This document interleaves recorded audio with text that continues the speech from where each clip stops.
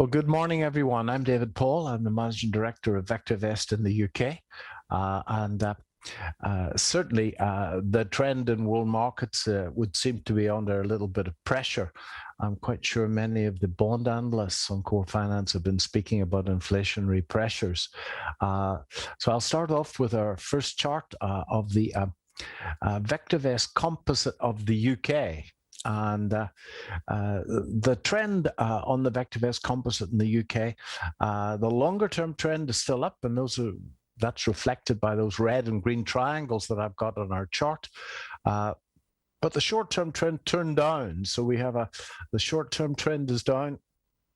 Our underlying trend is up, and at VectorVest, we recommend it to our subscribers to not to be buying shares at this time, to watching the shares that you've got, watching your stop losses very carefully indeed. In the US, the situation is much more complicated, and the markets, in fact, finding resistance, as I'll show you in a second. The S&P coming up against that big 4,000 number. So certainly in the US, this long-term trend that we've had since last March is under pressure. Now, again, in the US, the short-term trend of the market is down. It's been down for the last few days. The medium-term trend is down. Longer-term trend still up. But what I've added to this chart, folks, which is the green line study under the price, is the proprietary VectorVest buy-sell ratio. And this is worrying, to say the least, because as the VectorVest composite of the US went up and made a double top over the last day or two, well, week or two, you can see that the buy-sell ratio couldn't follow and made a falling top. Now, that's called bearish normal divergence. And that divergence on the breadth of the market, the buy-sell ratio, at VectorVest, we refer to that as the canary, because it gives a leading indication of change. So if we were to break down, folks, I think that needs to be taken very seriously indeed. So I think that the NASDAQ last night closed under its 50-day moving average, as the NASDAQ, the weakest of all three indices, and certainly tech counters got clobbered yesterday afternoon. So that will be reflected across the rest of the market relatively quickly. This up trend that we've had since last March under significant pressure, and you need to be very careful, in my humble opinion, with open profits. That's the S&P itself, and the S&P still upwards. I put two moving averages that I put on every chart, 21 and 55, and I think that yesterday's very strong sell-off into the close, be surprised if there wasn't more downside, even under the most positive circumstances. And Ellioticians watching will probably be concluding that we've got a wave C, a little wave C down, and the next support level, I think that even under the most positive circumstances, will be about 38.25. I think 38.25 is a very important level. If that level holds, then the bulls can wipe the sweat off their brow. I don't think the bulls can wipe the sweat off their brow until the market closes, the S&P that is, closes above 39.40 again. So, ladies and gentlemen, if you see the S&P closing above 39.40, then the uptrend would seem to be intact. I think a close below 38.25, and you need to be exceptionally careful with open profits. I remain always optimistic, far too optimistic at times, and I've located three stocks in the UK that I really like the look of. The first one is the GB Group. Now, I hold a position in the GB Group myself from the 24th of March last year. And it's done well for me. That's a 5-year chart, I think. Yeah, 5-year weekly chart. Down below the price is the earnings per share. You can see the earnings per share rising. On VectorVest, we rate the relative safety of this company as excellent. In other words, it's making money, as you can see, and all the financial ratios are getting better. It's pulled back to a previous old high, and it's exactly at support, and it's found a great deal of buying pressure over the last few days at that support level. If the general market should start to move up again and we move back in the UK to an up situation, short-term trend up, which it's not at the moment, the short-term trend at the moment is down, and the longer-term trend stays up, then GB Group looks like a bargain at these levels. So the next company is Lion Trust Asset Management.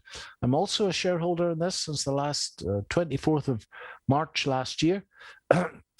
Again, you can see the very strong growth in earnings per share over the last 5 years. I've added the green thick line, which is the VectorVest valuation.